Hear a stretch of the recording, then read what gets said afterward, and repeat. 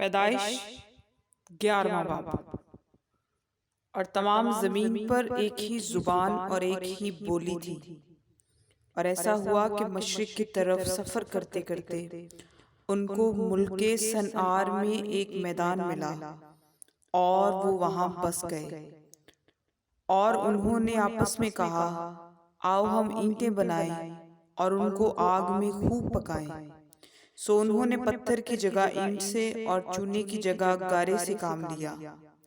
پھر وہ کہنے لگے کہ آؤ ہم اپنے واسطے ایک شہر اور ایک برج جس کی چوٹی آسمان تک پہنچے بنائیں اور یہاں اپنا نام کریں۔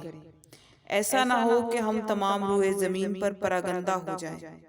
اور خداوند اس شہر اور برج کو جسے بنی آدم بنانے لگے دیکھنے کو اترا۔ اور خداوند نے کہا، دیکھو یہ لوگ سب ایک ہیں اور ان سبوں کی ایک ہی زبان ہے۔ وہ جو یہ کرنے لگے ہیں تو اب کچھ بھی جس کا وہ ارادہ کریں ان سے باقی نہ چھوٹے گا۔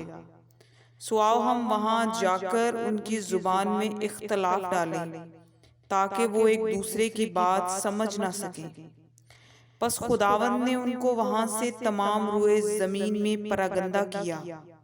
سو وہ اس شہر کے بنانے سے باز آئے، اس لیے اس کا نام بابل ہوا، کیونکہ خداوند نے وہاں ساری زمین کی زبان میں اختلاف ڈالا۔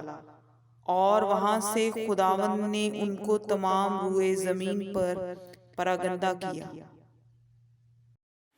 یہ سم کا نسب نامہ ہے۔ سم 100 برس کا تھا جب اس سے طوفان کے 2 برس بعد ارفکسد پیدا ہوا، اور ارفکسد کی پیدائش کے بعد سم 500 برس جیتا رہا، اور اس سے بیٹے اور بیٹیاں پیدا ہوئیں۔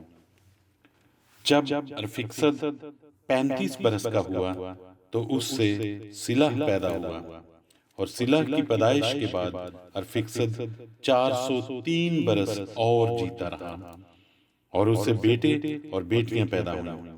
سلح جب 30 برس کا ہوا تو اس سے ابر پیدا ہوا، اور ابر کی پیدائش کے بعد سلح 403 برس اور جیتا رہا، اور اس سے بیٹے اور بیٹیاں پیدا ہوئیں۔ جب ابر 34 برس کا تھا تو اس سے فلج پیدا ہوا، اور فلج کی پیدائش کے بعد ابر 430 برس اور جیتا رہا، اور اس سے بیٹے اور بیٹیاں پیدا ہوئیں۔ فلج 30 برس کا تھا جب اس سے راؤ پیدا ہوا، اور راؤ کی پیدائش کے بعد فلج 209 برس اور جیتا رہا، اور اس سے بیٹے اور بیٹیاں پیدا ہوئیں۔ اور راؤ 32 برس کا تھا جب اس سے سروج پیدا ہوا، اور سروج کی پیدائش کے بعد راؤ 207 برس اور جیتا رہا، اور اس سے بیٹے اور بیٹیاں پیدا ہوئیں۔ اور سروج 30 برس کا تھا جب اس سے نحور پیدا ہوا، اور نحور کی پیدائش کے بعد سروج 200 برس اور جیتا رہا، اور اس سے بیٹے اور بیٹیاں پیدا ہوئیں۔